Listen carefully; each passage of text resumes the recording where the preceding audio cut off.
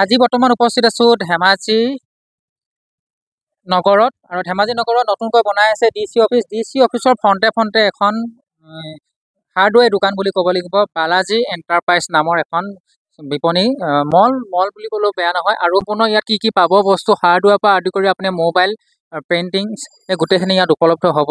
দোকানখনৰ যি পৰিৱেশ, আজি মই ইয়াত পোনপটীয়াকৈ আহি উপস্থিত হৈছোঁ আৰু দোকানখনৰ যি পৰিৱেশ সেই পৰিৱেশ মই দেখুৱাবলৈ চেষ্টা কৰিম। আৰু দোকানখনৰ ভিতৰত সোমাই আহি দোকানখনৰ এইটো মূল ৰিচিপশ্যন বুলি ক'ব লাগিব, যিটো ৰিচিপশ্যনত আপুনি বিল কাউণ্টিং আপুনি ইয়াত বিল কৰা হ'ব বা বিল কৰিব পাৰিব। আৰু ইয়াৰ পৰাই আপোনাৰ দোকানখন আৰম্ভণি হ'ব।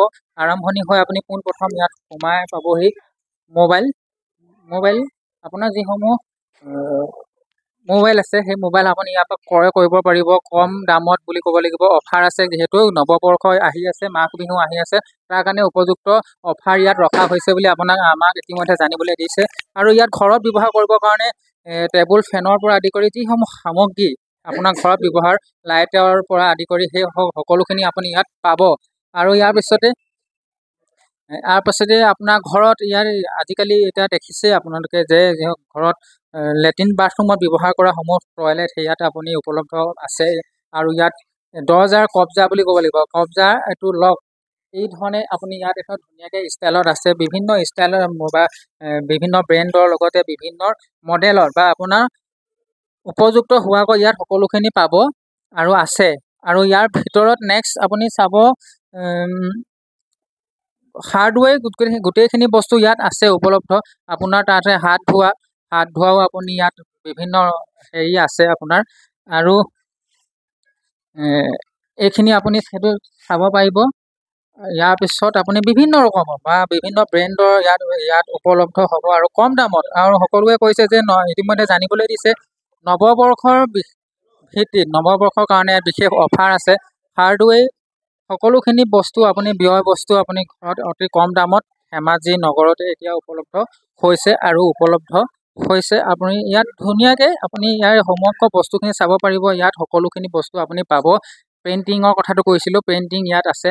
পেইণ্টিঙত আপুনি ঘৰত ব্যৱহাৰ কৰিবৰ কাৰণে যিসমূহ পেইণ্টিং ব্যৱস্থা বা পুটিনৰ পৰা আদি কৰি পুটিন কাঠ, তাৰ ওপৰত পেইণ্টিং, সেই পেইণ্টিংখিনি কি ধৰণে আপুনি ইয়াত পাব কম দামত আৰু কম মূল্যত। এইখিনি এতিয়া শাক পাচলিৰ দিনত, যিহেতু খৰালি দিনত শাক পাচলি আপুনি এখন ঘৰ বনাই আপুনি সেইটো ৰাখিব পাৰিব। আৰু ইয়াৰ পৰিৱেশটো দেখুৱাম। পিছফালে আছে প্লাইবোৰ্ড, যিসমূহ প্লাইবোৰ্ড যাতে তিতিলেও যাতে অকণমান বেয়া নহয়, যাতে দীৰ্ঘদিন ধৰি আপোনাৰ কোনো ধৰণৰ সমস্যা নোহোৱাকৈ যাতে চলি যায়, তেনেকুৱা ধৰণে আপোনাৰ ইয়াত প্লাইবোৰ্ড দৰ্জা ৰখা হৈছে।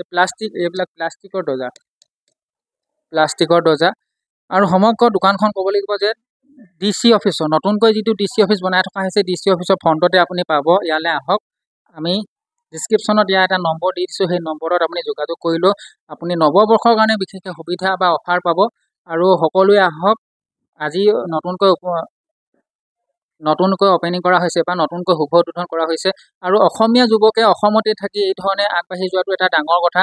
আৰু এটা কথা উল্লেখ কৰিব লাগিব যে বিভিন্ন সময়ত বহিৰাজ্যলৈ অসমীয়া যুৱক বা যুৱতী ঢাপলি মৰা দেখিবলৈ পোৱা গৈছে, কিন্তু ইয়াত দোকানখনৰ জৰিয়তে মেক্সিমাম 20 পৰা 30 জনৰো অধিক অসমীয়া যুৱক যুৱতীয়ে সংস্থাপন দিবলৈ সক্ষম হৈছে দাদাই। আৰু দাদাৰ পৰা আমি মন্তব্য জানিম, দাদা এডোখৰত আছেনে নাই। এতিয়া সেই দাদাৰ মন্তব্য জানিবলৈ চেষ্টা কৰিম। ৰাইজক এটাই অনুৰোধ জনাওঁ যে আহক, পাৰ্চেছ কৰক, ৰেটবোৰ গম পাব বেলেগ দোকানতকৈ কিমান কম বেছি। আৰু ইয়াতে চলিউশ্যন চব পাব। আপোনাৰ ঘৰ ষ্টাৰ্টিঙৰ পৰা ফিনিচিঙলৈকে চব বস্তু পাব। আৰু তাতে ইলেক্ট্ৰনিক্স বস্তু আৰু মোবাইলটো ইয়াত লগতে সংলগ্ন কৰি ৰাখিছোঁ, যাতে আজিকালি চবৰে মোবাইলটো এচেঞ্চিয়েল হয়। গতিকে এইখিনি ইত্যাদি গোটেইখিনি পাব। ইয়াত ইলেক্ট্ৰনিক্সৰ হাৰ্ডৱেৰ ফিটিংছো আছে আপোনাৰ, আৰু ফ্লাইট মাইকা চাইকা এভৰিথিং পাব। আৰু চেনিটেৰিও গোটেই টোটেল পাব। আৰু পেইণ্টছৰো পাব, ৰড চিমেণ্ট শিল বালি ইত্যাদি এইখিনি গোটেইখিনি পাব। এতিয়া মই সদ্যহতে 8 জন ৰাখিছোঁ। লাহে লাহে মোৰ ইয়াত মিনিমাম 25 জন মান হ'লেহে মোৰ এইটো এটা চলিব, নহ'লে নচলিব। মোৰ ভাতৃপ্ৰতিম ৰমেন গগৈ ডাঙৰীয়াই ইয়াত যি প্ৰতিষ্ঠান খুলিছে, ইয়াৰ কাৰণে আমি বিশেষভাৱে তেখেতক ধন্যবাদ জ্ঞাপন কৰিছোঁ। আৰু আগন্তুক দিনত এই প্ৰতিষ্ঠানে ধেমাজি যিসকল গ্ৰাহক আছে, গ্ৰাহকসকলৰ তেওঁলোকৰ যিসমূহ সামগ্ৰীৰ প্ৰয়োজন হয়, সেই সামগ্ৰীসমূহৰ অভাৱ পূৰণ কৰিব বুলি আমি অনুভৱ কৰিছোঁ। আৰু যিহেতু ভাতৃ ৰমেন গগৈয়ে জানিব দিছে যে তেখেতে ধেমাজিৰ অন্যান্য যিসমূহ ব্যৱসায় প্ৰতিষ্ঠান আছে তাতকৈ কম দামত তেওঁ গ্ৰাহকক এই সামগ্ৰীসমূহ এৰি দিয়া প্ৰতিশ্ৰুতি দিছে।